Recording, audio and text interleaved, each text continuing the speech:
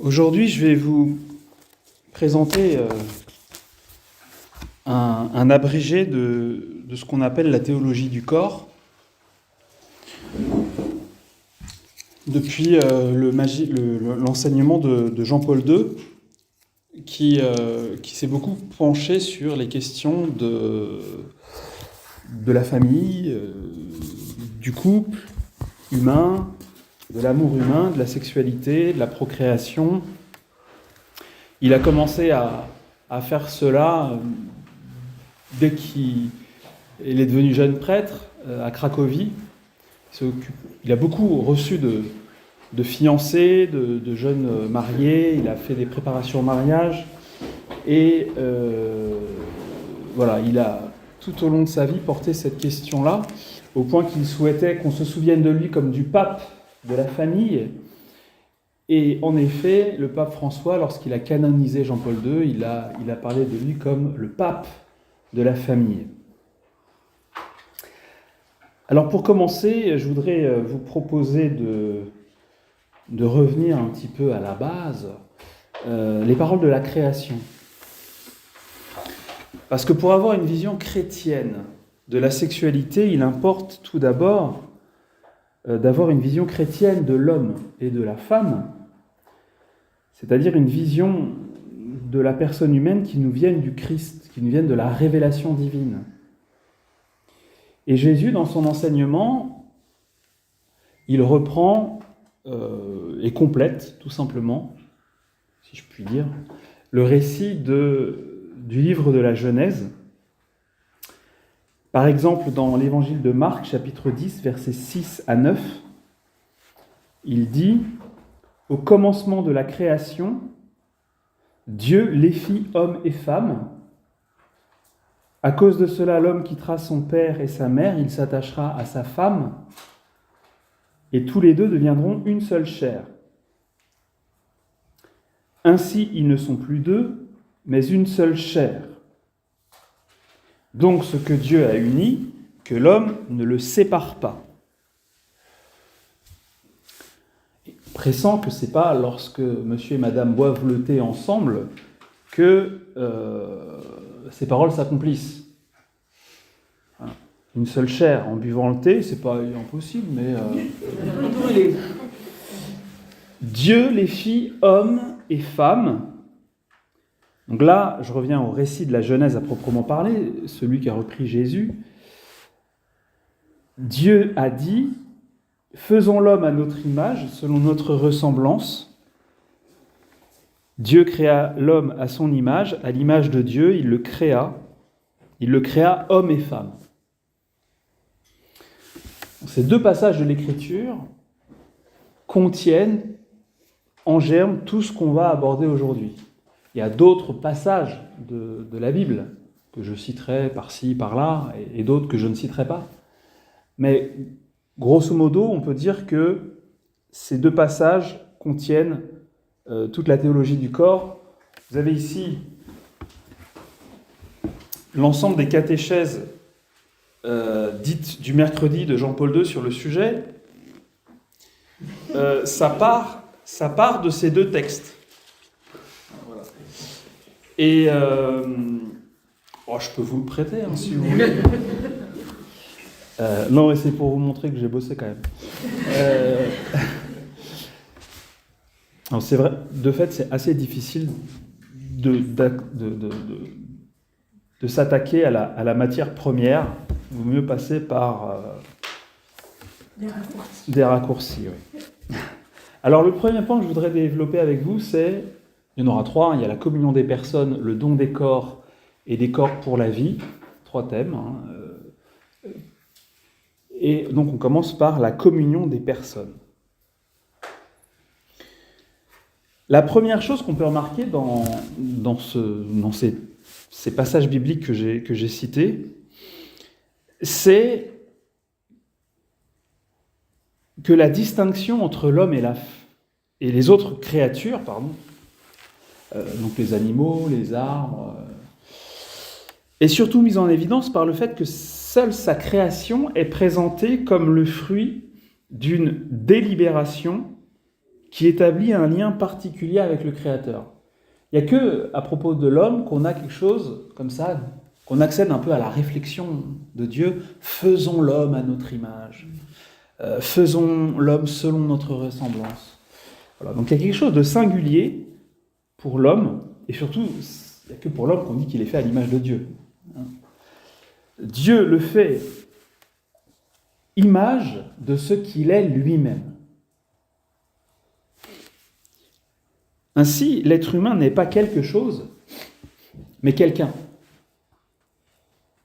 Il est, je cite un autre texte de Jean-Paul II, l'Évangile de la vie, c'est une encyclique au numéro 34, il est une manifestation de Dieu, un signe de sa présence, une trace de sa gloire. Voilà, chacun, vous êtes tout ça, une trace de la gloire.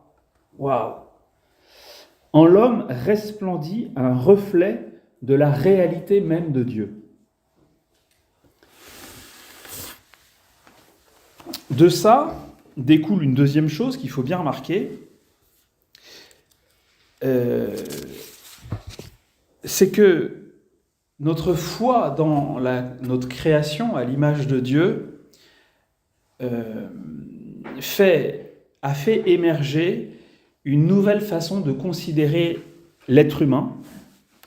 En l'occurrence, on s'est mis à considérer l'être humain comme personne, d'une dignité inviolable. Vous voyez, cette idée que l'être humain est une personne, à la différence de mon chat, de votre chien, de vos poules, de je ne sais quoi, eh bien, ça vient du fait que Dieu s'est révélé à nous. Effectivement, le mot « personne » dont nous nous servons pour désigner l'être humain a été forgé par des théologiens catholiques au tout début du christianisme, même à la fin du IIe siècle. Et on a forgé ce terme d'abord pour parler de la Sainte Trinité. On reverra ça plus en détail dans nos cours sur la Sainte Trinité la prochaine fois. On a parlé de personne pour distinguer le Père, le Fils et le Saint-Esprit. Je vais vite, mais c'est à partir d'un terme grec, le terme prosopone, P-R-O-S-O-P-O-N, comme ça se prononce. C'est à partir du mot grec prosopone que Tertullien, donc un Africain du Nord, a forgé le mot latin persona, qu'il applique au Père, au Fils et à l'Esprit Saint. Et il invente aussi, c'est vraiment un mec très important, le terme trinitas pour désigner Dieu unique en trois personnes, trois personas. Et avant ces avancées théologiques, on ne parlait pas de personne, ni divine, ni humaine, ni nulle part. On parlait de l'homme, on parlait d'un animal raisonnable, mais ce mot « personne » n'existait pas. Et c'est quand l'homme découvre Dieu comme communion de personnes, Dieu est amour, c'est ça que ça veut dire, le Père et le Fils et le Saint-Esprit, c'est à ce moment-là que l'homme se découvre comme étant une personne, ce que nous mettons derrière ce mot-là et toute la dignité qui va avec, une personne faite pour aimer et être aimé. Puisque l'homme et la femme sont à l'image de Dieu, alors l'homme et la femme sont des personnes. Et parce que l'être humain est une personne, Dieu lui commande d'aimer. Dès l'Ancien Testament, le Seigneur dit « Tu aimeras ton prochain comme toi-même ». Voilà. C'est une parole que Jésus cite à plusieurs reprises, mais elle provient du livre du Lévitique, au chapitre 19, verset 18. Cette parole « Tu aimeras ton prochain comme toi-même » signifie quelque chose de bien simple. Aime la personne. Le commandement signifie aime la personne. Parce que Dieu est éternellement communion de personnes, dans l'amour, et qu'il nous a fait à son image, Dieu sait que seul l'amour constitue l'attitude appropriée, l'unique attitude appropriée vis-à-vis de la personne humaine. Seule la personne peut aimer, dit Jean-Paul II, dans un texte que je vous recommande, sa lettre sur la dignité de la femme, Mulieris Dignitatem. Excellent, excellent. Alors au numéro 29 de ce texte, il dit « Seule la personne peut aimer, et seule la personne peut être aimée. » Évidemment au sens fort, parce que vous pouvez aimer le joli cerisier qui est dans votre jardin, vous pouvez aimer votre chat, mais là, évidemment, on ne les aime pas de la même façon, en principe, si on est à peu près câblé normalement, qu'un autre être humain. Seule la personne peut aimer, et seule la personne peut être aimée. La personne doit être aimée, parce que seul l'amour correspond à ce qu'est la personne. Ainsi s'explique le commandement de l'amour. Et donc c'est la dignité inviolable, le statut singulier de l'être humain qui lui vient de Dieu, qui détermine notre attitude vis-à-vis d'elle. C'est parce que nous sommes des personnes que Dieu nous demande de nous aimer les uns les autres. On va aller encore un petit peu plus loin. Alors, j'ai avec moi un livre extraordinaire. Ah, c'est vraiment... pour moi, ce livre, il fait... c'est la ligne de démarcation, si vous voulez. Il y a deux catégories d'êtres humains, l'homme et la femme. Ok, mais il y a encore deux autres catégories. Il y a ceux qui ont lu ce livre et les autres. Alors, moi, je suis entre les deux. Je l'ai pas lu entièrement. Je l'ai énormément étudié, mais je l'ai pas lu entièrement. Ce livre, c'est Amour et responsabilité. C'est un livre écrit par le cardinal Karol Wojtyła, donc c'est Jean-Paul II, mais avant d'être pape, lorsqu'il était archevêque de Cracovie. C'est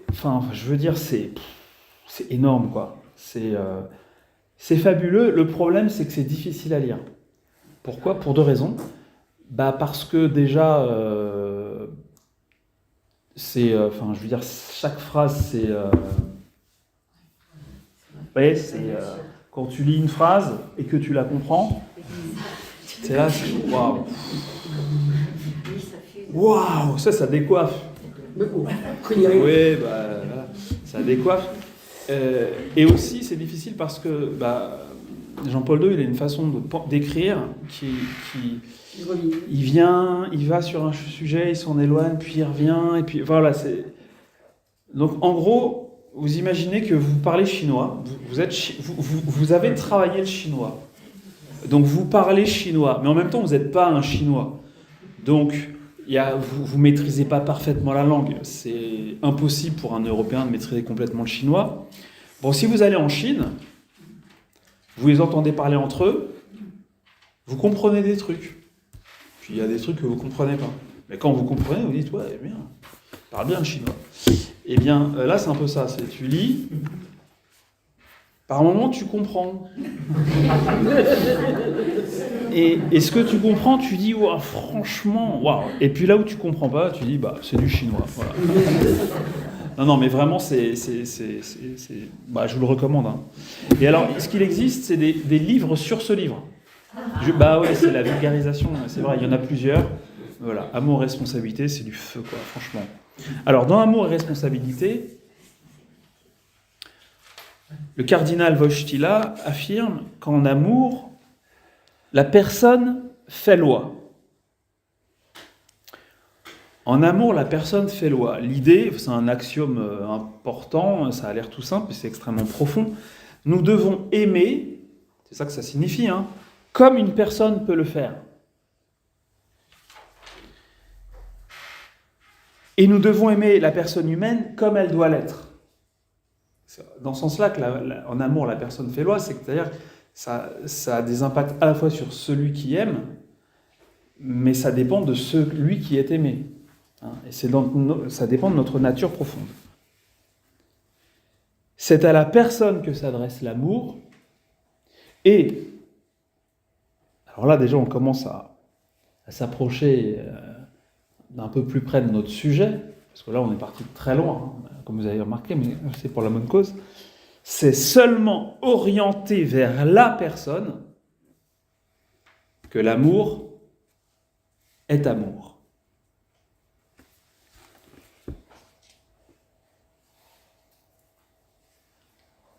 La personne humaine, créée à l'image de Dieu, est un être à la fois corporel et spirituel. Ouais, ça, c'est nous. On est à mi-chemin entre la bête et l'ange, l'animal et l'ange. On est un esprit dans un corps. On est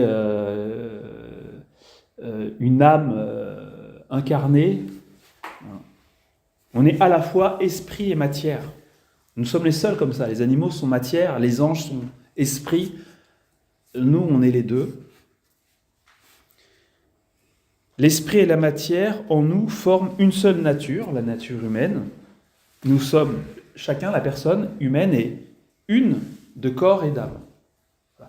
Souvent, on dit, ouais, souvent, non, mais parfois, j'ai un corps, on dit, j'ai un corps. Ben, c'est inexact, c'est inapproprié, c'est je suis un corps. Pas seulement, mais le corps, c'est pas quelque chose que j'ai, c'est pas un accessoire, comme si moi, c'était mon esprit. Moi, c'est ma personne, mon corps et âme.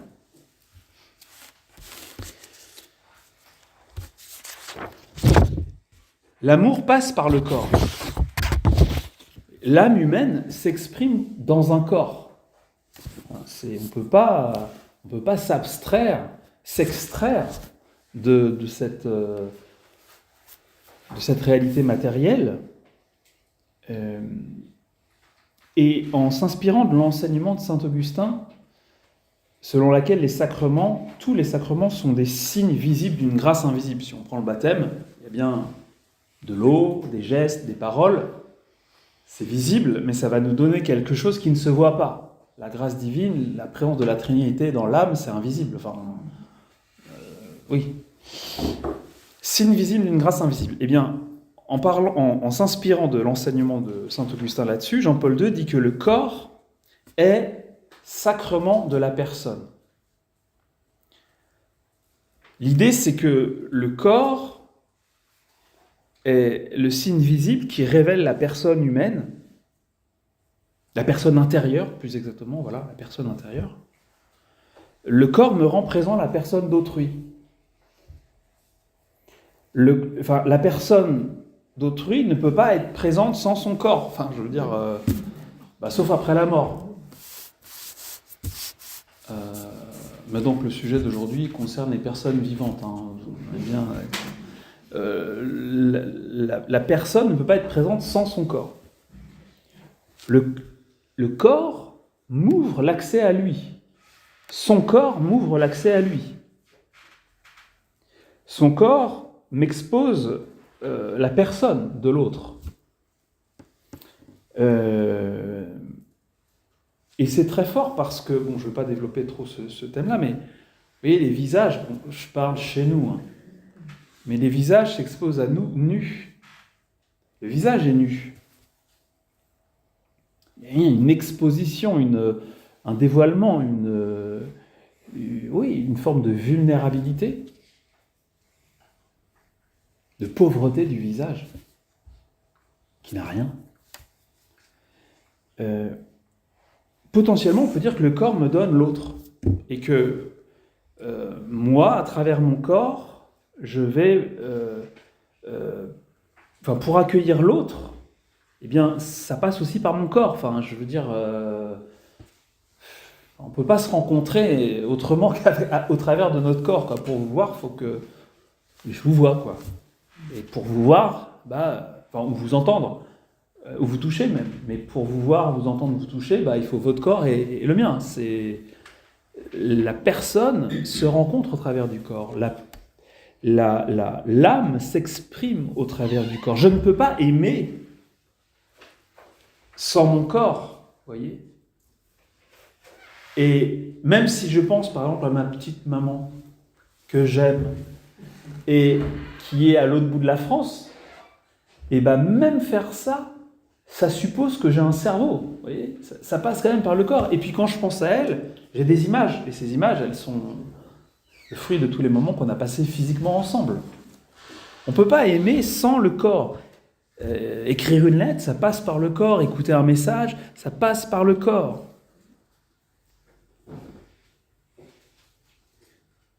Jean-Paul II va donc dire, et là il pense plus spécifiquement aux époux, puisque l'homme est un esprit incarné, c'est-à-dire une âme qui s'exprime dans un corps, et ou, parce que c'est la même chose, mais il le dit dans le sens inverse, un corps animé par un esprit immatériel, il est appelé à l'amour dans sa totalité unifiée. L'homme est appelé à aimer corps et âme. L'amour embrasse aussi le corps humain, et le corps est rendu participant de l'amour spirituel. L'idée, c'est que du coup, le corps, ce qu'on fait avec le corps, c'est d'une très haute dignité, d'une très haute noblesse. Le corps participe à l'amour. L'amour s'exprime dans le corps, on fait le bien avec son corps. Or, nos corps sont sexués. Ah, donc vous voyez, ça y est, peu à peu, nous nous sommes approchés de notre sujet. Il existe deux manières différentes d'être être humain. Le masculin et le féminin. Les corps sexués de l'homme et de la femme sont différents. Et au centre du corps, je vais envie de dire, enfin, d'un point de vue strictement anatomique, il y a le sexe. Et la sexualité, pas au sens de l'activité sexuelle, mais au sens justement de cette caractéristique féminin ou masculin, caractérise pour chacune d'entre nous l'image de Dieu que nous sommes. Ce n'est pas un détail. C'est la même espèce, c'est le même genre humain, c'est la même humanité, mais c'est quand même très différent d'avoir un corps masculin ou d'avoir un corps féminin. Et, je ne sais pas si vous l'avez remarqué, mais il semble bien que les corps sexués de l'homme et de la femme soient faits l'un pour l'autre. Et on peut aller jusqu'à l'affirmation suivante, et on y reviendra plus loin, la femme est pour l'homme, et l'homme est pour la femme. Leurs différences sont complémentaires. Il y a là un assortiment.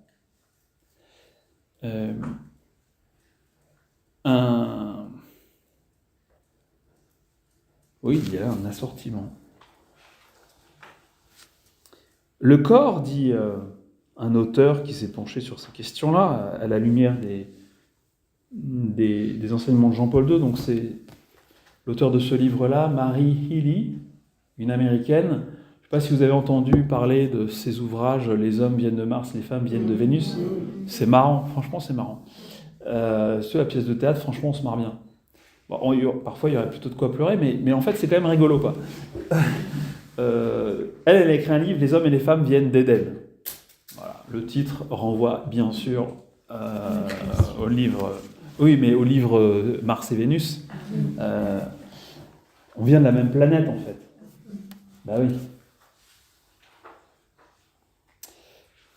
Qu'est-ce qu'elle dit ? Oui, voilà. Elle dit « Le corps, dans sa complémentarité sexuelle, nous révèle que nous sommes créés pour la relation et pour l'union. Alors voilà, là on arrive à quelque chose d'extrêmement puissant. C'est l'idée que, à partir du moment où on constate que les corps sont assortis,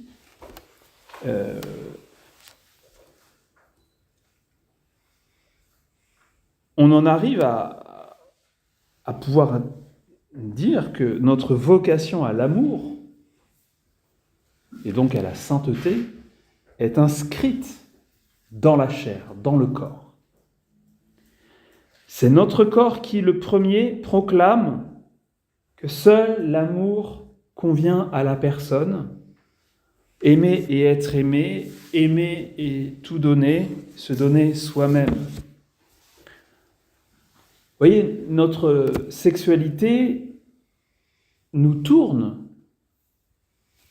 radicalement vers autrui. Elle oriente radicalement notre personne en vue du don total de nous-mêmes, dans une relation d'amour suprême, exclusive et définitive. Je ne sais pas si c'est bien clair pour tout le monde. Vous voyez, les organes génitaux, eh ben,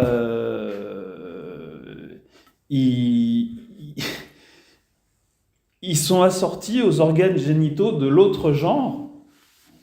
Et comme dit Jean-Paul II dans un passage d'Amour et responsabilité, il dit, en fait, la tendance sexuelle, elle nous tourne vraiment vers l'autre, parce que, en fait, ça n'existe pas le sexe de quelqu'un tout seul, juste le sexe, quoi. C'est toujours le sexe d'une personne. Je me dis, ah ouais, tiens, c'est pas vrai. C'est toujours le sexe de quelqu'un, et donc la tendance sexuelle nous tourne vers quelqu'un. Hein, le corps a donc ce que Jean-Paul II appelle une signification unitive. Sa raison d'être est d'unir les personnes, en particulier les époux, et d'être le chemin par lequel se réalise cette union. Une seule chair. Il parle aussi de signification conjugale du corps. Nous sommes faits à l'image de Dieu pour nous donner librement à une personne du sexe opposé. Voilà ce que nous dit notre corps. Ok, ça va, c'est clair ou pas ? Alors, je laisse de côté les cas particuliers dont je fais partie, n'est-ce pas ? Les vocations au célibat consacré. Bon, si ça vous intéresse, on en reparlera. Vous me poserez des questions à la fin. Mais donc là, il s'agit de la vocation naturelle au mariage. On peut dire l'homme est fait pour se donner librement à une personne de sexe opposé. Son corps le lui dit on ne peut plus clairement. Et pas seulement pour avoir un acte, accomplir un acte sexuel, comme vont le faire les animaux, mais pour se donner dans cet acte, parce que la personne, à l'image de Dieu, est faite pour le don désintéressé d'elle-même. Or, comme elle est une personne incarnée, comme elle a un corps, elle ne peut pas se donner autrement qu'en livrant aussi son corps, qui est fait pour le corps de sexe opposé, vous voyez ? Et c'est le mariage qui fait que deux personnes de sexe différent, en fait ne disons plus opposés, sexe opposé c'est... mais les sexes assortis, c'est le mariage qui fait que deux personnes de sexe assortis se donnent l'une à l'autre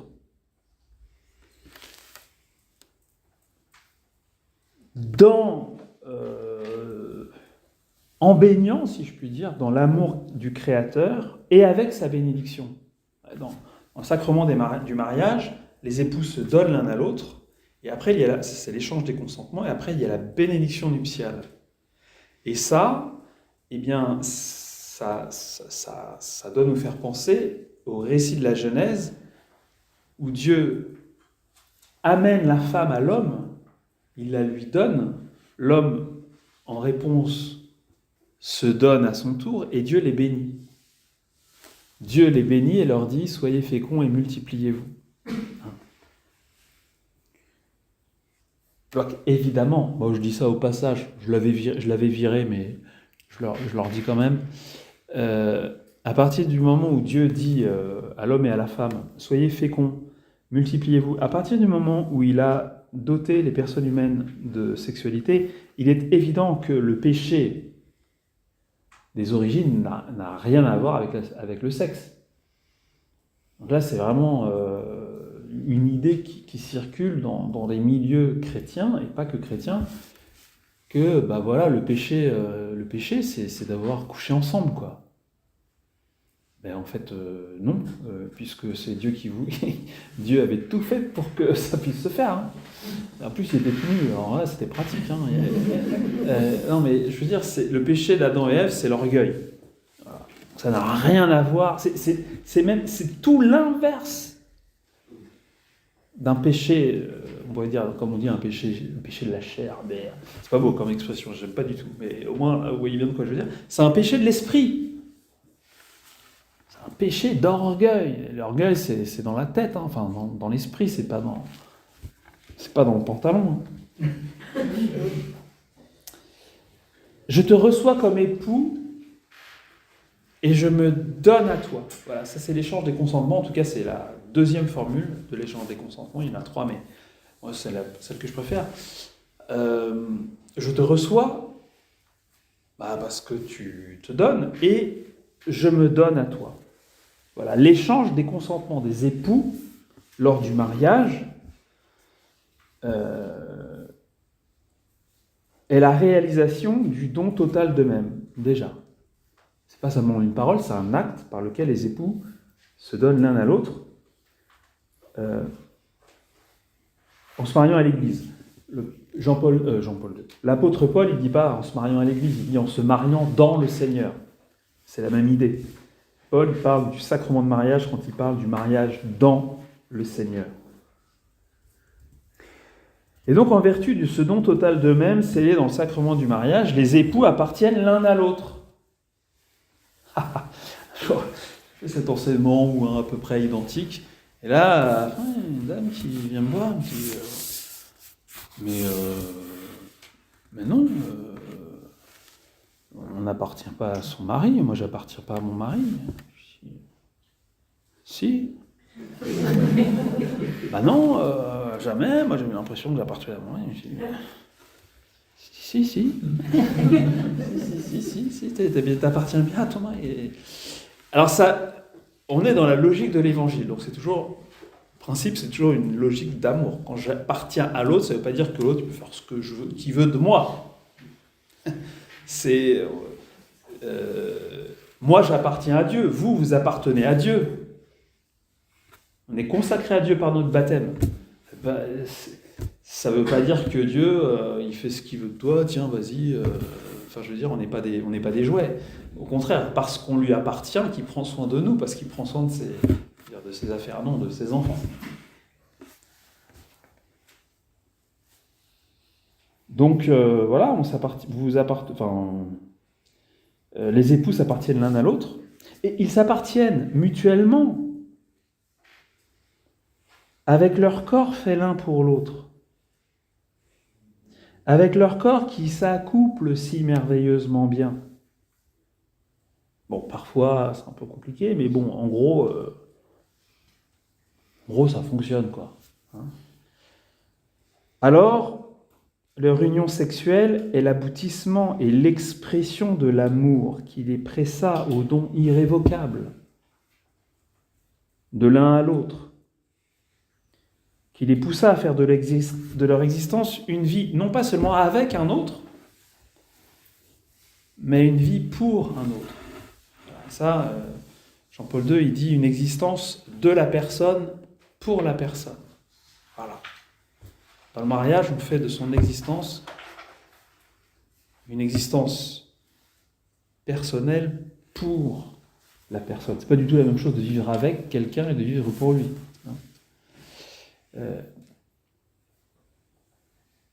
Et c'est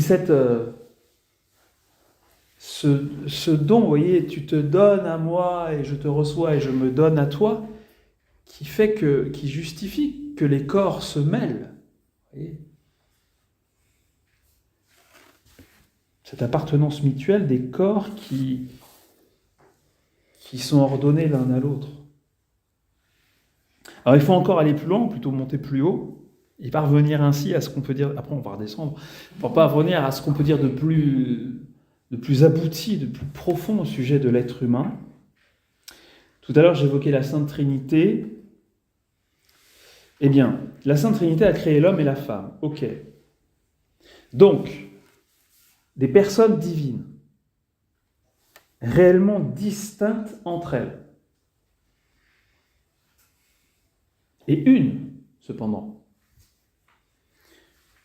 firent l'homme et la femme, c'est-à-dire deux manières distinctes d'être être humain.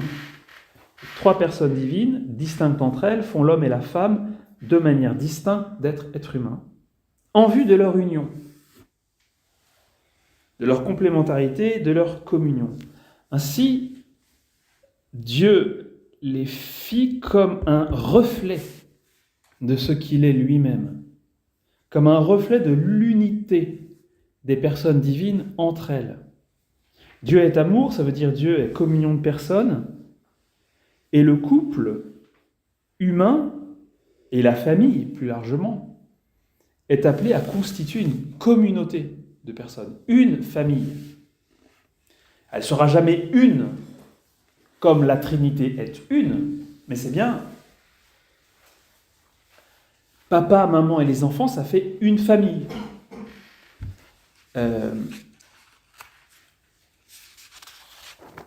La famille a pour vocation, c'est inscrit dans sa nature,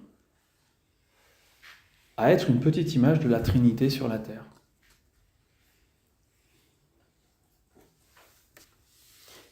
Et du coup, là on va complètement monter tout là-haut. Jean-Paul II a écrit des mots hyper forts sur le corps.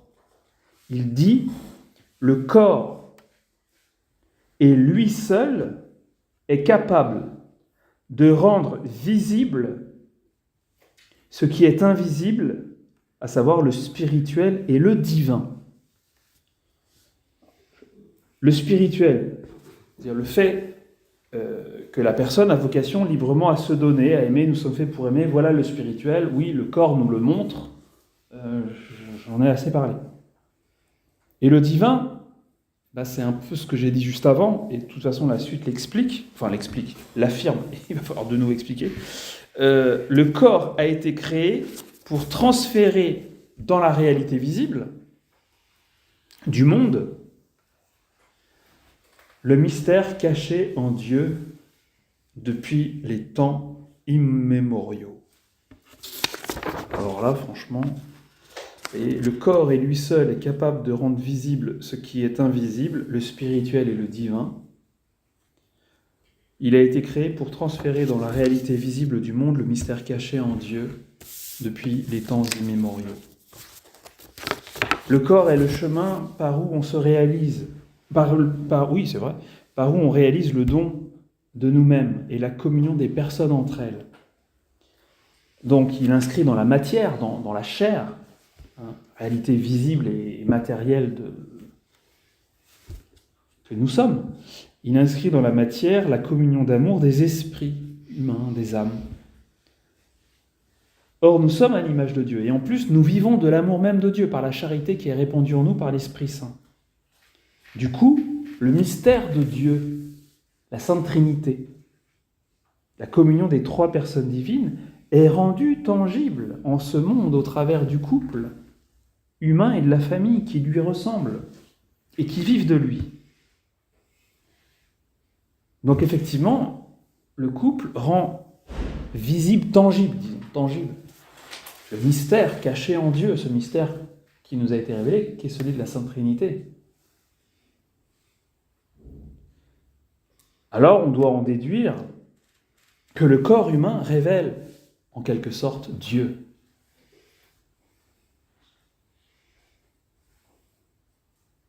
Vous voyez la logique? Oui. Si c'est non, il faut dire non, je recommence. Hein. C'est oui? Ok. Je recommence? Le corps humain révèle en quelque sorte Dieu, et c'est pour ça qu'on parle de théologie du corps. Le corps parle de Dieu. Voilà. Dieu n'est ni homme ni femme, mais le mystère de l'amour trinitaire est rendu visible jusque dans nos corps quand nous formons une communion de personnes en amour et en vérité. Comment? Après femme? Ah, après femme, il n'y a rien, il n'y a plus rien. C'est le sommet, la femme. Après, c'est Dieu, quoi. Dieu n'a ni homme ni femme. Mais le mystère de l'amour trinitaire est rendu visible dans nos corps. Quand nous formons une communion de personnes en amour et en vérité.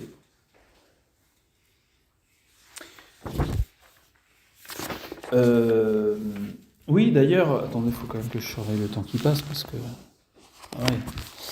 Oui, ça va. L'histoire de la côte d'Adam, là,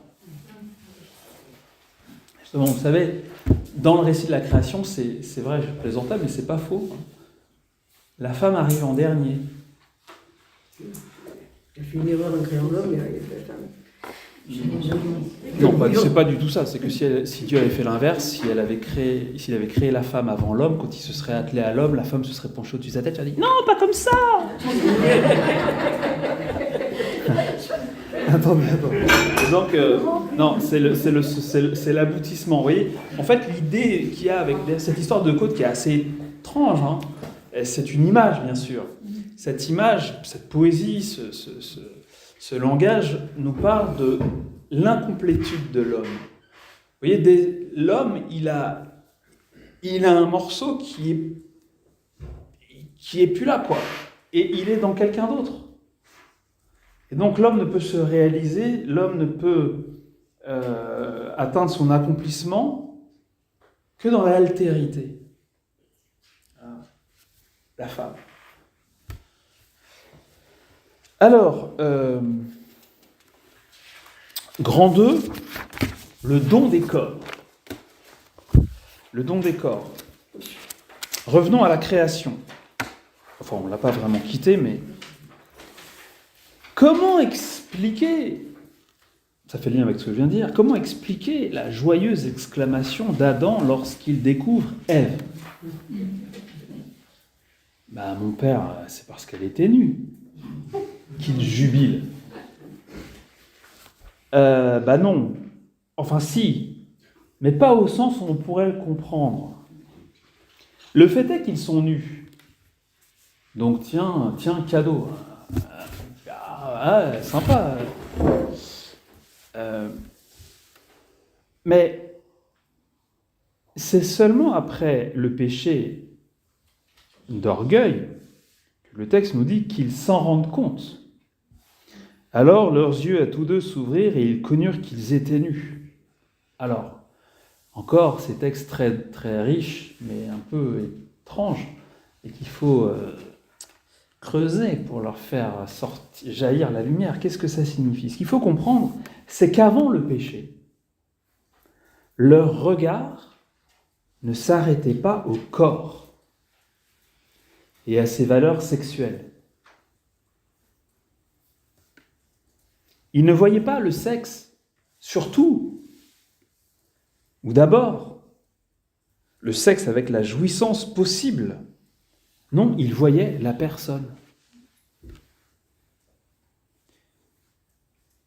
Aucun des deux ne craignait d'être mal regardé, mal aimé par l'autre.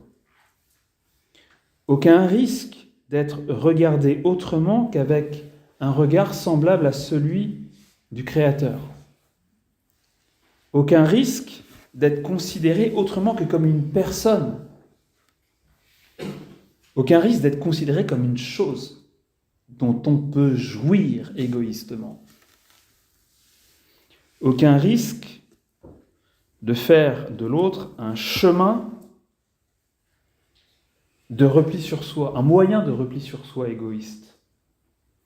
Donc pas besoin de se protéger, de se cacher de l'autre.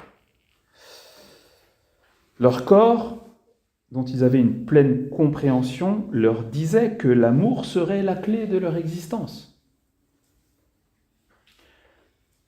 Donc en voyant le corps d'Ève, eh bien Adam ne voit qu'elle, Ève. Et il jubile, parce que c'est Ève le cadeau. C'est pas un bout d'Ève. C'est Ève le cadeau. Et il reconnaît qu'elle est un don pour lui. Dieu la présente à l'homme.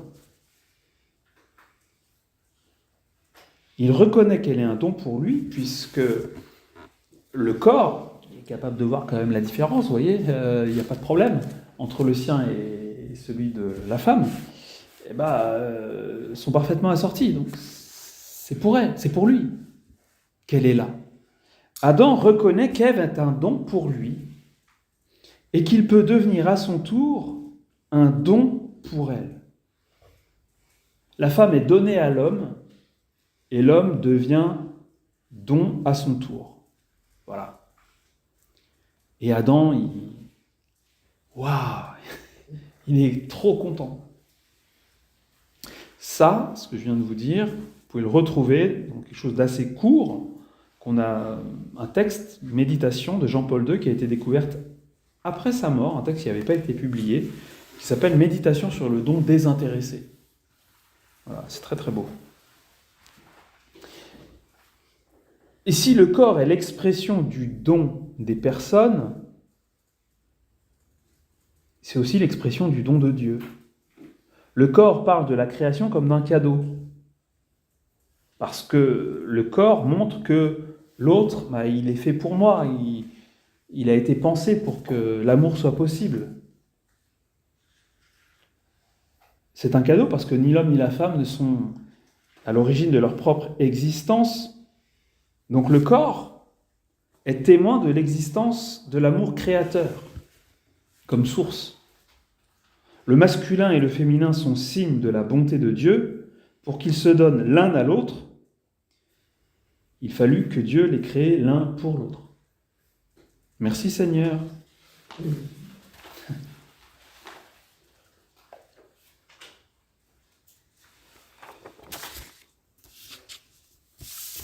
Alors, de toute évidence, la société dans laquelle nous vivons est très ignorante de tout cela et à des années-lumière d'une telle vision. En la matière, au sujet de sexualité, notre monde ultra-érotisé semble s'être focalisé. Alors il y a bien des exceptions, il faudrait nuancer un petit peu, mais quand même, moi j'ai... attendez, je vais aller au bout de ma phrase et puis après j'en ferai une autre. En la matière, au sujet de notre monde ultra-sexualisé semble s'être focalisé surtout sur quoi ?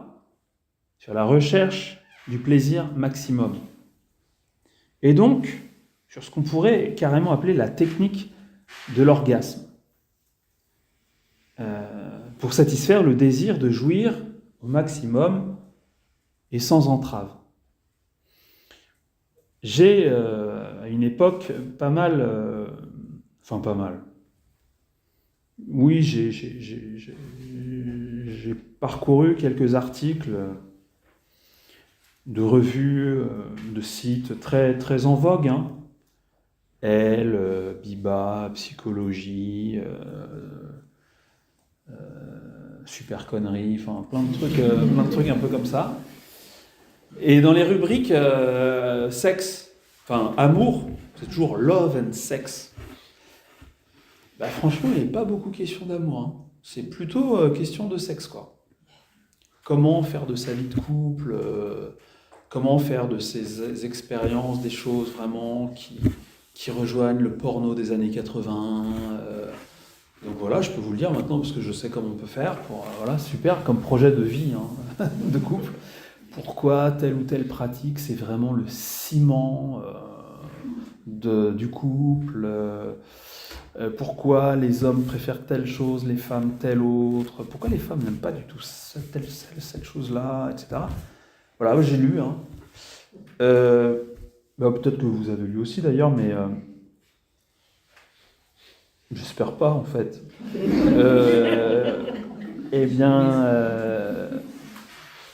Oui, on s'est vraiment focalisé sur la technique de l'orgasme, quoi. Je reçois un nombre de mails, des spams, ça va dans les spams, qui me proposent du Viagra. Mais qu'est-ce que tu veux que j'en foute de ça? On a l'impression que c'est que tout le monde cherche du Viagra, que du coup, voilà, on inonde toutes les boîtes mail possibles. Allez, vas-y.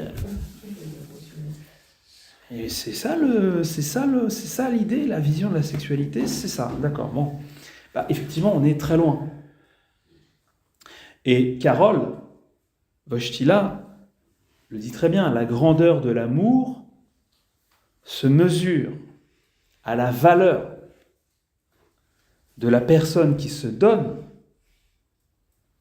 et pas seulement à l'intensité de la volupté sexuelle.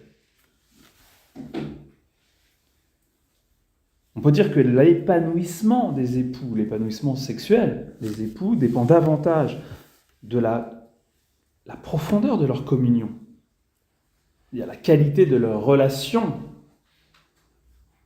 que de l'intensité, de la sensation, de la jouissance au moment de l'acte sexuel. Bon, si jouissance il y a, c'est un sujet que on va laisser un peu de côté. Sur la question de la façon, la manière féminine de vivre l'acte et souvent de le subir.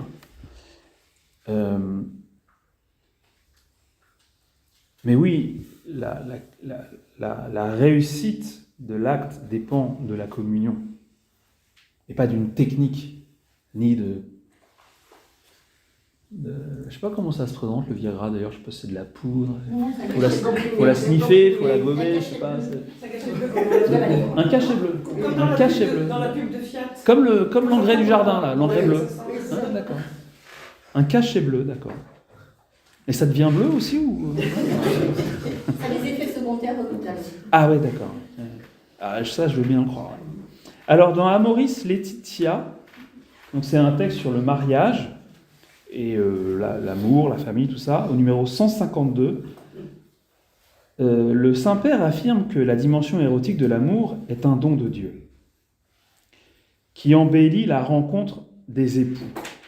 C'est bien dit ça, un don de Dieu qui embellit la rencontre des époux, mais il met en garde contre les déviances possibles qui risquent d'appauvrir une valeur authentique, et il dit alors, la sexualité n'est pas un moyen de satisfaction ni de divertissement,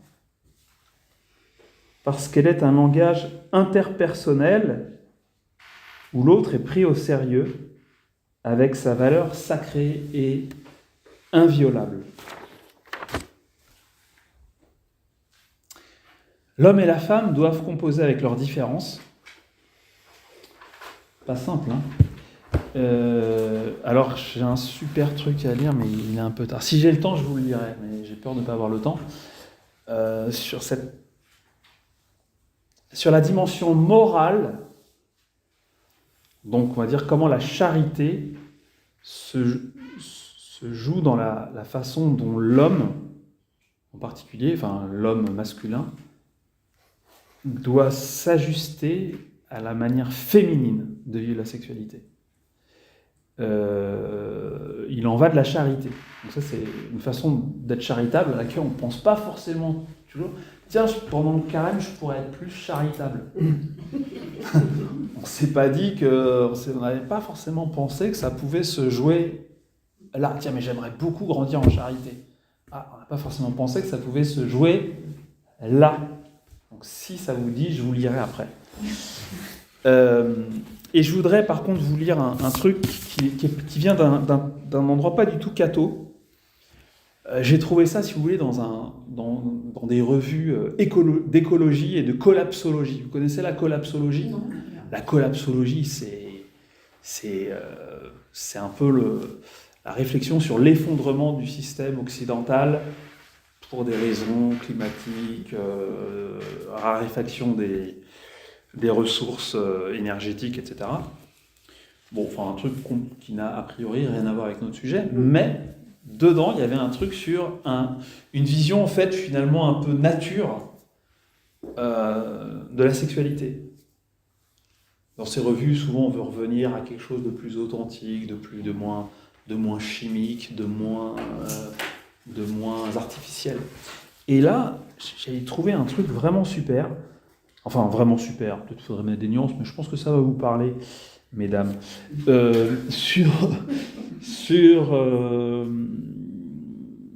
Qu'est-ce que c'est ça ? Oui, l'article est une sorte de petit manifeste dans lequel c'est la femme qui parle. Moi, je trouve ça hyper beau. On parle beaucoup. Comment ? On parle beaucoup. On parle beaucoup. Non.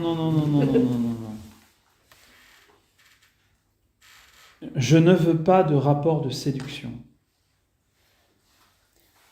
Je ne veux pas que tu cherches à obtenir quoi que ce soit de moi. Je ne veux pas que tu sois performant. Je ne veux pas que tu me demandes d'avorter. Je ne veux pas t'entendre me dire « Ah, t'as encore tes règles ». Je ne veux plus laisser faire, me soumettre à une position sociétale ou sexuelle qui ne me convient pas. Je ne veux plus non plus te dominer, te tenir par les couilles, me méfier de tes agissements, être une mendiante d'amour et te laisser me pénétrer pour avoir la paix, pour te permettre de te décharger alors que mon corps dit non. Je souhaite une connexion avec toi. Je désire te rencontrer, les yeux dans les yeux. Je veux sentir mes mains devenir moites à ton approche, mon cœur battre plus fort à ton contact, fondre, estomper ma retenue et mes bonnes manières pour m'abandonner à nos partages suaves. Je désire prendre ma place, oser manifester ce que j'aime, t'inviter avec douceur à modifier ce qui me serait douloureux ou désagréable. Je soutiens ta vulnérabilité avec tendresse. En t'accueillant, je m'ouvre à l'état d'abandon. Je souhaite que nous prenions le temps de nous effleurer, de nous regarder. Devenons une rencontre. Une rencontre qui naît d'un de ces regards qui mettent l'âme à nu. Je m'engage à t'expliquer ma nature cyclique, ses phases et sa richesse.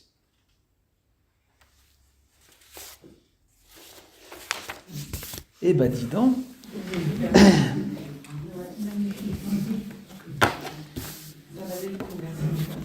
Grand 3. Décor pour la vie. Attendez, avant, je vais revenir donc au truc que je voulais vous dire. Si ça vous a plu, écoutez. C'est page 260. Problème du mariage et des rapports conjugaux. Alors, c'est un peu long. Je vais...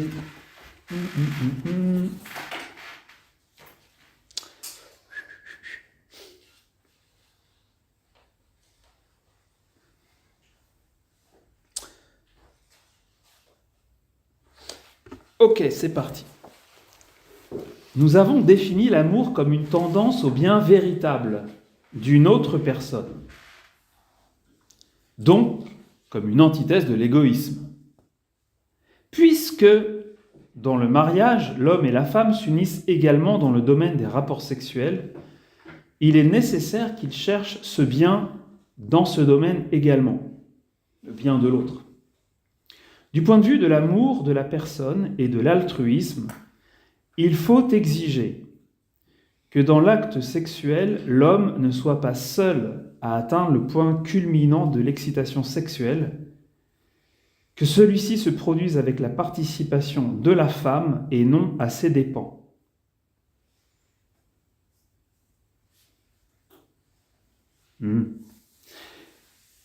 Les sexologues constatent que la courbe d'excitation... C'est Karol Wojtyla, on va dire le cardinal qui a complètement... Les sexologues constatent que la courbe d'excitation de la femme est différente de celle de l'homme. Elle monte et descend plus lentement. Anatomiquement parlant, l'excitation chez la femme se produit d'une façon analogue à celle de l'homme. Bon, le centre se trouve dans la moelle S2, S3.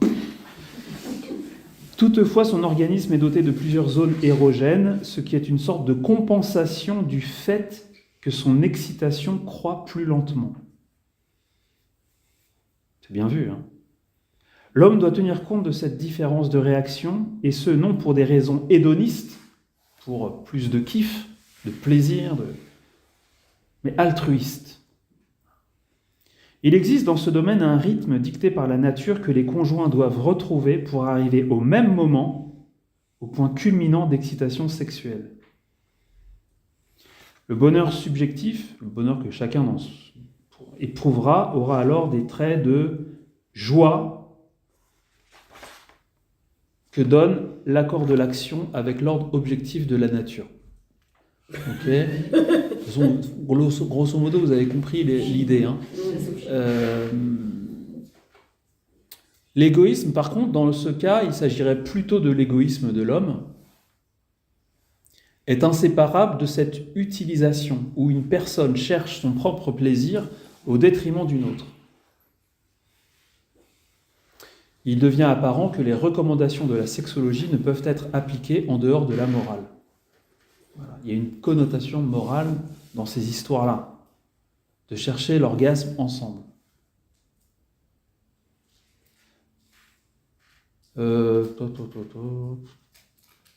Il faut tenir compte du fait que dans ces rapports, la femme éprouve une difficulté naturelle à s'adapter à l'homme. Une harmonisation est donc nécessaire, qui ne peut avoir lieu sans un effort de volonté, surtout de la part de l'homme, et sans son observation attentive de la femme.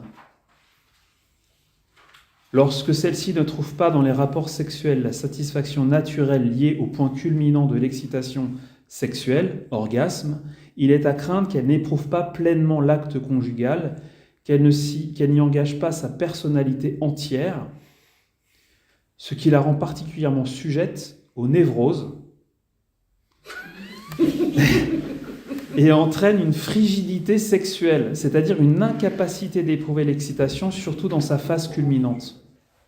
Cette frigidité résulte parfois d'un complexe ou d'un manque d'engagement dont la femme elle-même est responsable, mais parfois, elle est la conséquence de l'égoïsme de l'homme, qui, en ne cherchant que sa propre satisfaction, souvent d'une manière brutale, ne sait pas ou ne veut pas comprendre les désirs de la femme ni les lois objectives du processus sexuel qui se déroule en elle.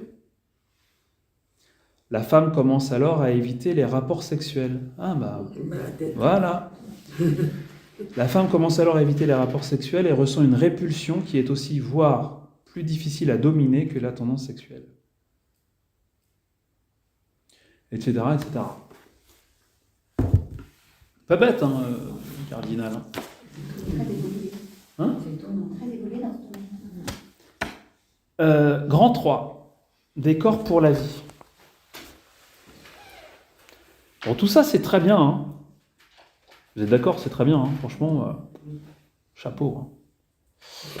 Hein. Mais ça resterait bien incomplet si nous ne disions pas, ne serait-ce que quelques mots sur la fécondité.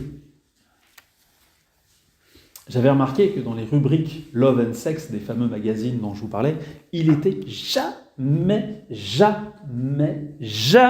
question d'enfants. Comme si ça n'avait aucun rapport, c'était complètement... Non mais de quoi tu nous parles ? La transmission de la vie. L'homme et la femme ne sont pas images de Dieu uniquement par le fait qu'ils se donnent, qu'ils aiment jusqu'au don d'eux-mêmes, mais aussi parce qu'ils donnent la vie.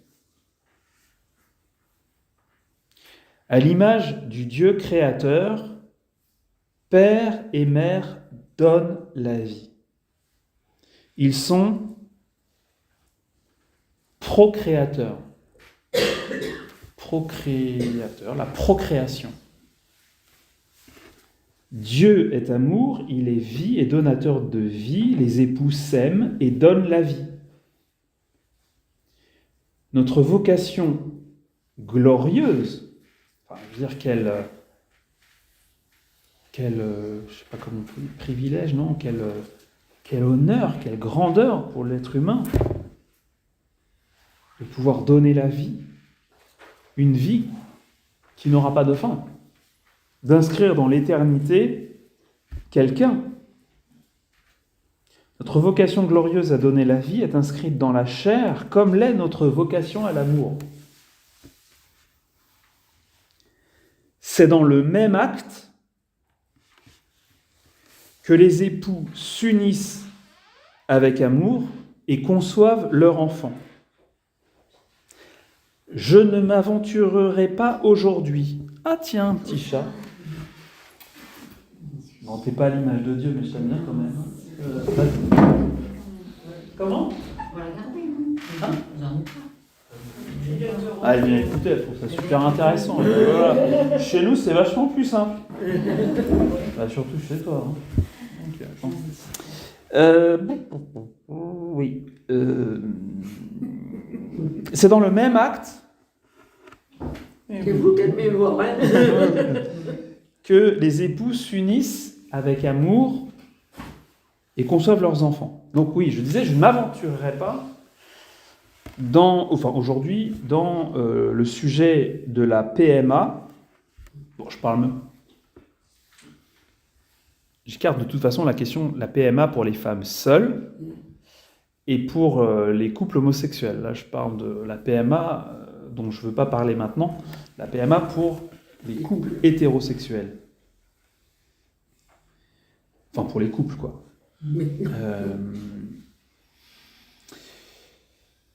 Je m'aventure.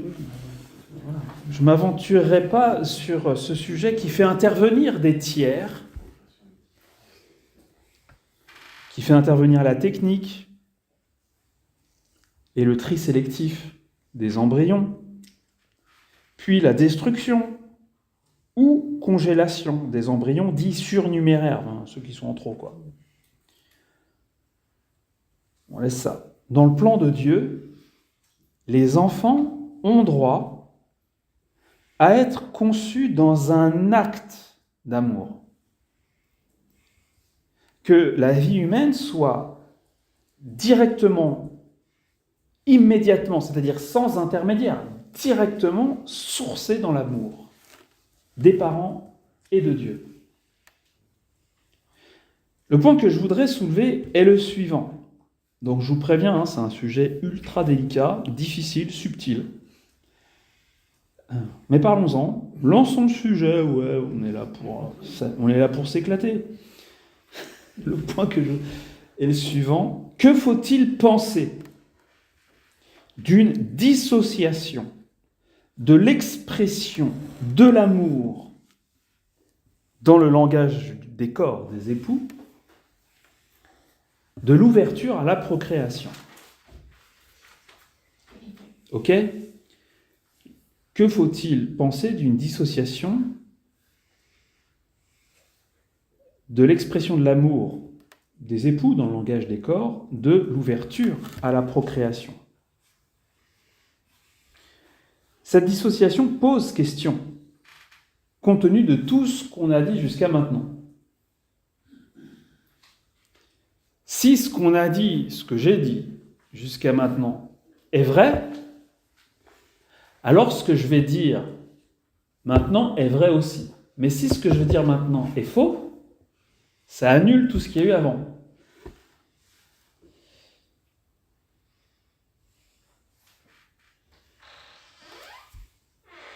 Pourquoi ? Parce que la possible procréation est liée à un corps en bonne santé, un corps sain, S-A-I-N. Et donc, tel que voulu par Dieu, et ce corps, en bonne santé, par nature, il est fécond et fertile. peut être poète un petit peu, l'homme ensemence une terre féconde. Si on intervient délibérément sur les corps pour empêcher, pour court-circuiter leur fonctionnement normal et naturel, et rendre ainsi dysfonctionnant des corps qui jusque-là étaient en bonne santé, si on dérègle volontairement le fonctionnement d'un corps qui va bien, normalement la médecine c'est pour réparer. Quand quelque chose ne va pas, on le refait bien marcher. Je veux dire, si tu as un problème de cœur, on te soigne. Mais si tu as un cœur qui va bien, on ne te le rend pas malade. C'est un peu le principe de la médecine. Si, en la matière, précisément ce qu'on cherche à faire, c'est à dérégler le corps, peut-on encore parler de don des corps, d'accueil du corps? Parce que justement, on refuse le corps tel qu'il est, quand il va bien. On retient une partie de ce corps, en l'occurrence sa fécondité. On a dit que le corps était pour d'une certaine façon, le sacrement de la personne. Si les corps ne sont pas totalement donnés, pas totalement accueillis parce qu'on en bride le fonctionnement naturel, peut-on encore parler d'union des personnes via le corps? J'insiste avec les questions, c'est pour bien poser le dilemme.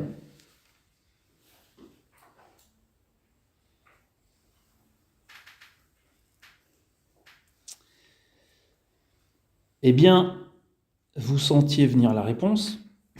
La réponse est non. Dans l'ordre de l'amour, l'homme ne peut être fidèle à la personne que dans la mesure où il reste fidèle à la nature, à sa nature. Je suis corps. Pour être fidèle à moi-même, il faut que je sois fidèle à mon corps. Et pour être fidèle à l'autre, il faut que je sois fidèle à son corps. La disposition à la procréation dans les rapports conjugaux protège l'amour. Elle est la condition indispensable, dit Carole, de l'union véritable des personnes. Pourquoi ça protège l'amour? Parce que ça protège l'accueil, l'acceptation de l'autre dans son intégrité. Corps et âme. Et ce corps, il est fertile. Il est fécond. Alors, l'acceptation du corps de l'autre, enfin, il n'y a pas de « alors », c'est l'acceptation du corps de l'autre, c'est l'acceptation de l'autre. Mais l'acceptation du corps implique l'acceptation du fonctionnement du corps. Et en l'occurrence, des organes reproducteurs de l'homme et de la femme. On ne peut pas se donner totalement si l'on garde une partie de soi-même, c'est-à-dire sa fertilité, ou si l'on refuse la fertilité de l'autre. En cas de contraception, le mot est lâché. Donc en cas de contraception, le don total de soi n'est ni donné, ni reçu dans son intégrité.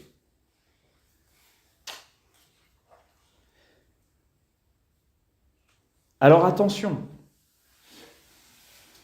ça ne signifie pas qu'il faille exiger des époux qu'ils désirent procréer dans chaque acte de leurs rapports conjugaux. Mais on doit, donc là je cite Carole, on doit en attendre l'acceptation de la conception imprévue. Il serait exagéré d'affirmer « les rapports conjugaux ne sont admissibles et justes qu'à la condition que les époux les accomplissent en vue de la procréation ». Mais il est juste d'en attendre la disposition générale à la procréation que traduit la formule suivante. Nous avons des raisons moralement valables pour ne pas désirer d'enfant en ce moment, et nous n'en voulons pas. Mais si notre acte sexuel y aboutit tout de même, nous l'acceptons d'avance.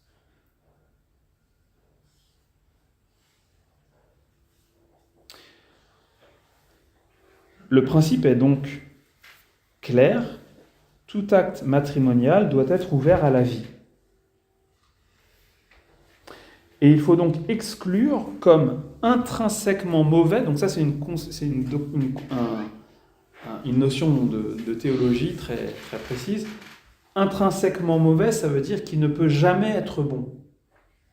Ça c'est quelque chose qui est mauvais dans sa nature. Il faut donc exclure comme intrinsèquement mauvais toute action qui, soit en prévision de l'acte conjugal, soit dans son déroulement, soit dans le développement de ses conséquences naturelles, se proposerait comme but ou comme moyen de rendre impossible la procréation. Alors j'ai été surpris de découvrir que même certaines femmes ne savaient pas que certaines choses qu'on leur avait proposées étaient en fait non pas des méthodes contraceptives, mais des méthodes abortives. Je pense en particulier, je pense au stérilet. Le stérilet n'est pas un moyen contraceptif, c'est un moyen abortif. Le but du stérilet, c'est de provoquer des avortements. En série, à la chaîne.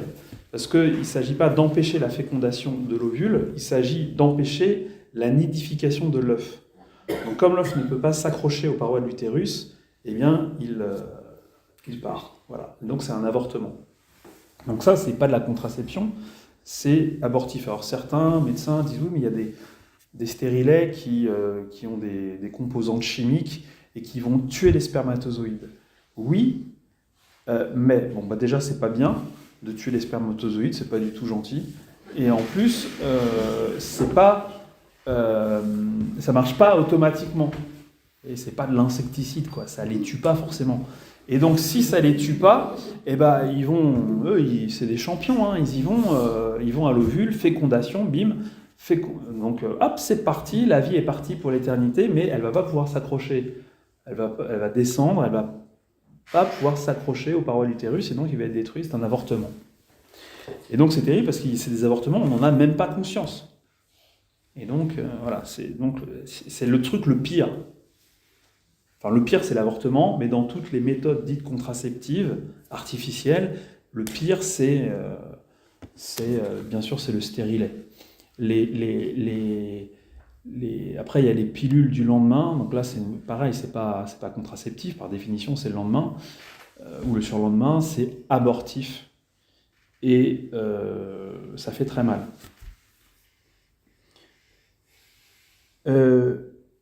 Alors, du coup, attendez, j'ai un truc à lire, le numéro 80.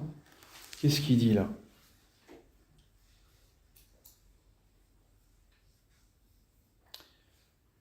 C'est François. En arrivant, l'enfant ne vient pas de l'extérieur s'ajouter à l'amour mutuel des époux, il surgit au cœur même de ce don mutuel, dont il est un fruit et un accomplissement. Il ne survient pas comme la fin d'un processus, mais plutôt il est présent dès le début de l'amour comme une caractéristique essentielle qui ne peut être niée sans mutiler l'amour même.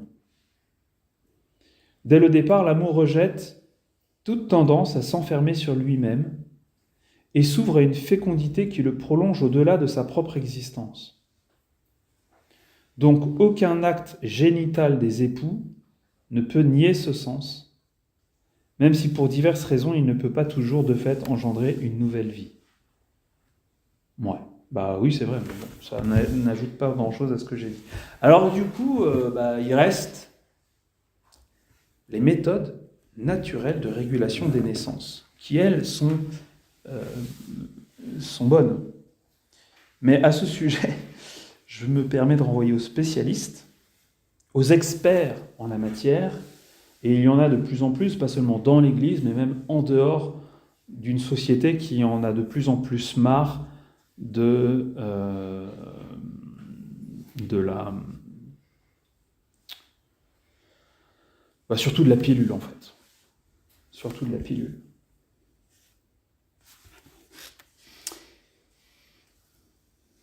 Et ces méthodes naturelles de régulation des naissances qui peuvent faire peur impliquent inévitablement une continence périodique exigeante. Et cela exige la vertu. Et c'est d'autant plus difficile aujourd'hui que nous n'avons pas grandi dans une société qui nous a appris à nous maîtriser dans ce domaine, et surtout pas les hommes. C'est t'as envie, vas-y quoi. Enfin, voilà. Et on en vient même à parler de besoins. Genre, ouais, mais moi j'ai des besoins. Je suis un homme. L'homme, comme si l'homme il avait des besoins et que la femme elle n'avait pas de besoins. Ça tombe mal. Et en fait, j'avais un copain qui lui, quand il s'est marié, il se disait jusqu'au mariage, ok, ceinture, et puis après le mariage,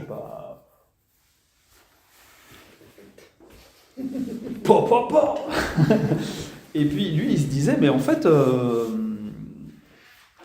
qu'il avait imaginé que, il me disait qu'il avait imaginé que, quand même que sa femme, elle allait lui faire la fête, quoi, quand il allait rentrer du travail, tout ça, il était parti très loin, quoi.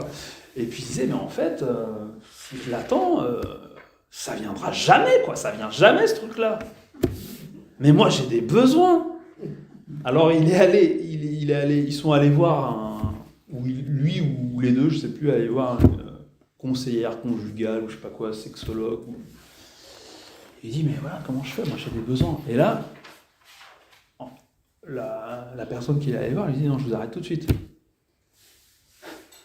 Les besoins, c'est vous avez besoin de boire, de manger, de dormir, ça c'est des besoins. Votre truc là, c'est pas des besoins. Ah oui, voilà. En fait, il y a une éducation, c'est l'éducation à la chasteté. Et les garçons, les hommes, c'est vrai aussi pour les femmes, mais pour les hommes, c'est encore plus fort parce que la tendance sexuelle de l'homme, elle est plus, sans doute plus vive, plus affirmée, je ne sais pas comment dire, et il y est pour rien, c'est hormonal. Voilà. Et donc il faut maîtriser, il faut apprendre à maîtriser ça, et la vertu acquise de chasteté rend la maîtrise aisée. Et c'est sûr que si on ne cherche pas à acquérir la vertu de chasteté, ce sera toujours l'enfer, quoi. Là, avec des choses épouvantables qui se développent dans des couples, des hommes en couple qui pratiquent la masturbation en regardant du porno. Je me dis, mais c'est quand même particulier, quoi. Quand t'es marié, tu vois, déjà quand t'es célibataire de faire ça, franchement, c'est chaud. Et si en plus t'es marié, c'est quoi l'idée là ? On est loin de la théologie du corps. Voilà. Je suis d'accord avec l'écrivain Christopher West quand il dit que la contraception n'a pas été inventée pour éviter la grossesse. Il dit... Ah, Micheline rigole. Il dit, nous disposions déjà pour cela d'un moyen sûr et fiable, à 100%, l'abstinence. En réalité, la contraception n'a qu'un objectif, nous épargner la difficulté d'être confrontés au choix de l'abstinence. La contraception a été inventée parce que nous peinons à nous maîtriser. Difficile sans doute. La loi sur la contraception, c'est un homme. Comment ? La loi sur la contraception, c'est un homme. Lucien Neuwirth. Ah, ouais, c'est un homme. Oui. Je savais pas qui avait fait ça. Mais au fond, il s'agit d'être fidèle, non seulement au Créateur, mais fidèle à nous-mêmes. Il s'agit d'être OK avec le réel, en fait. Un corps qui va bien, deux corps qui vont bien et qui s'unissent, ça peut être fécond. Alors le truc, c'est qu'il y a énormément de... Alors Déjà, une difficulté, c'est que, comme vous le savez, il y a énormément d'hommes qui n'y connaissent rien. Ils font les shows, là, ouais, moi je suis une bête de sexe et tout. Le mec, il sait pas du tout comment fonctionne le cycle féminin d'une femme, et donc... et ça l'intéresse pas d'ailleurs, la plupart du temps ça l'intéresse pas. Il lui dit vas-y Marie, couche-toi là, enfin je veux dire j'ai des besoins, moi. Donc débrouille-toi, faut régler le problème. Donc la pilule, point quoi. Ou un stérilet, voilà, qu'on n'en parle plus. T'as aussi des mecs qui veulent se faire stériliser, ils se disent bah, c'est comme ça. Voilà. En fait, déjà, de connaître le fonctionnement de la femme, c'est un premier pas pour apprendre, que l'homme apprenne à accueillir la femme comme elle est, à comprendre. Déjà, il comprendrait mieux ses sautes d'humeur, ça serait déjà pas mal aussi. Pourquoi elle vit plusieurs périodes, comme on dit, saisons dans un seul mois, avec des moments d'euphorie, des moments un peu de déprime, des moments de... Voilà, des changements d'état d'âme, des changements d'humeur. Et c'est difficile pour beaucoup de femmes. Et en même temps, c'est comme ça, c'est bon, c'est la nature, c'est la création.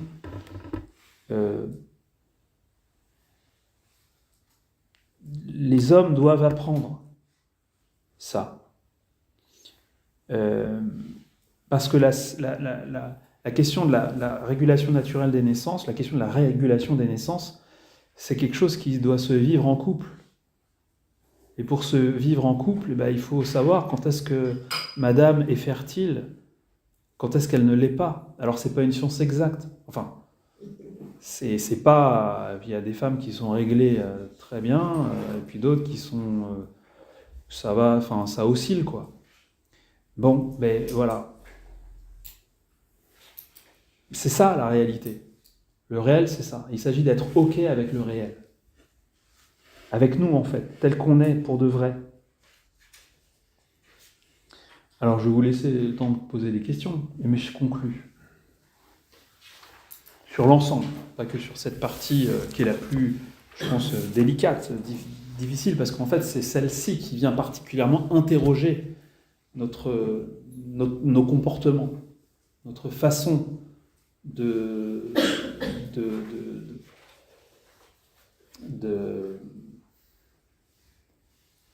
d'exercer notre liberté dans le domaine de la sexualité. La Bible dit, dans le Seigneur, la femme n'existe pas sans l'homme, ni l'homme sans la femme. 1 Corinthiens, chapitre 11, verset 11. Ça veut dire quoi ? Qu'on ne peut exister qu'ensemble. C'est ensemble que nous parvenons à nous réaliser pleinement nous-mêmes, en devenant des personnes dont. L'homme est femme avec l'homme. L'homme est homme avec la femme. Elle et lui sont l'un pour l'autre. Hélas, nous faisons tous l'expérience du mal, et celle-ci se fait sentir dans la relation entre l'homme et la femme, de manière générale, pas simplement dans le domaine proprement sexuel.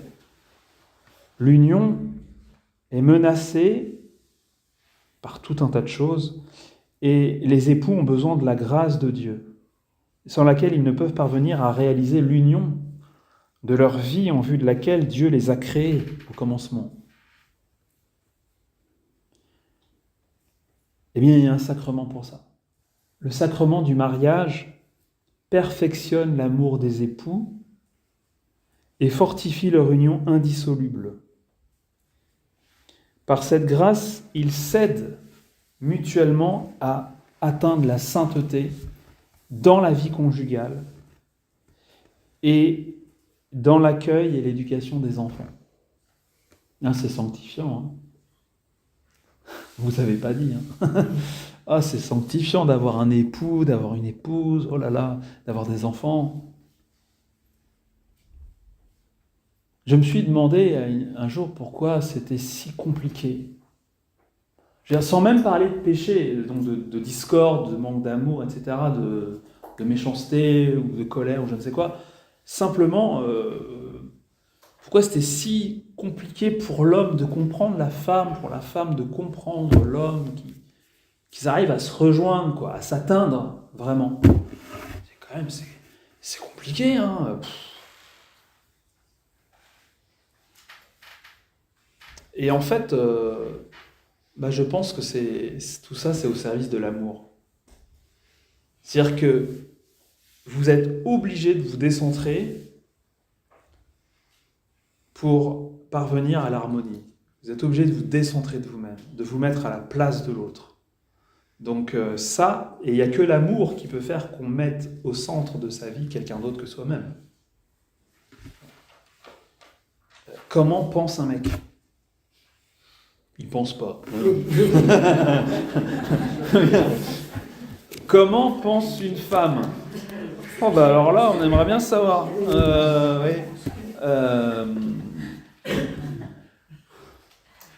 Mais parfois c'est comique, hein.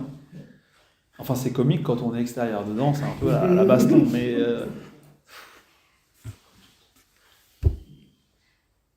ça nous oblige à aimer, en fait. Soit c'est l'amour, soit c'est l'enfer. Voilà, c'est vrai. Hein. Un couple sur 2 qui divorce, ça veut bien dire ce que ça veut dire. Hein. Par la grâce du sacrement du mariage, les époux s'aident mutuellement à grandir dans la vie conjugale, à grandir dans la sainteté, donc à parvenir à l'amour dans sa perfection. Jésus, dans le sacrement du mariage, vient à la rencontre des époux chrétiens et il reste avec eux. C'est magnifique ça. Un jour, j'avais entendu un prêtre dire à des époux qui étaient là à la messe, il leur dit « Oui, on fait une génuflexion devant le tabernacle et c'est très bien. Mais voyez, on pourrait faire une génuflexion devant vous.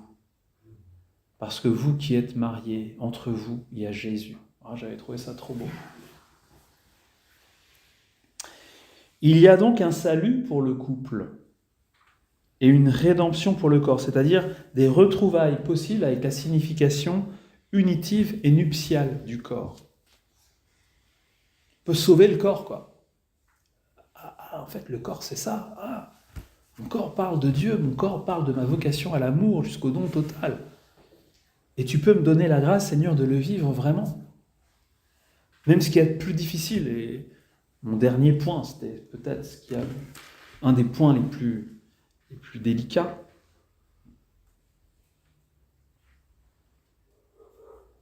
Jésus veut aider les époux à trouver l'harmonie aussi dans le domaine de la sexualité. Que l'homme et la femme arrivent à se trouver, à se rejoindre, à s'atteindre vraiment, à faire un. Ce salut pour l'homme et la femme ensemble, c'est Jésus dans le sacrement du mariage. En un seul mot. Jésus dans le sacrement du mariage. Jésus sauve sa création. Dieu les fit hommes et femmes au commencement, et hommes et femmes, il les sauve.